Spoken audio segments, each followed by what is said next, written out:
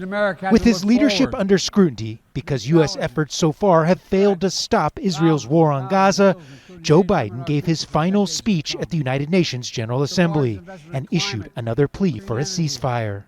Now is the time for the parties to finalize its terms, bring the hostages home, ease the suffering in Gaza, and end this war. He also made passing reference to Israel's bombing of Lebanon. Full-scale war is not in anyone's interest. Even if the situation has escalated, a diplomatic solution is still possible. But other countries called out Biden for double standards. Those who are supposedly working for a ceasefire in front of the stage continue to send arms and ammunition to Israel so that it can continue its massacres in the background. Lebanon was also on the mind of the world's top diplomat, who made changes in his speech at the last minute to address the escalation. We should all be alarmed by the escalation. Lebanon is at the brink. The people of Lebanon, the people of Israel, and the people of the world cannot afford Lebanon to become another Gaza. Other leaders brought the focus back to Gaza.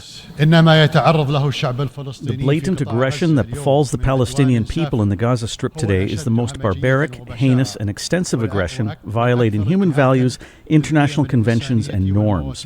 This is not a war within the international concept of war, but rather it is a crime of genocide. There have been over 40,000 fatal victims, mostly women and children. The right to defense has become the right to vengeance, which prevents an agreement for the release of hostages and postpones the ceasefire. In his speech, the Secretary General said the state of the world is unsustainable. And while there are raging conflicts in Sudan and Ukraine, for example, it's clear from the opening speeches here at this UN General Assembly that world leaders are focused on the urgency of the now. And that's stopping Israel's continued bombardment of the Gaza Strip and its escalatory strikes on Lebanon. Gabriel Elizondo, Al Jazeera at the United Nations in New York.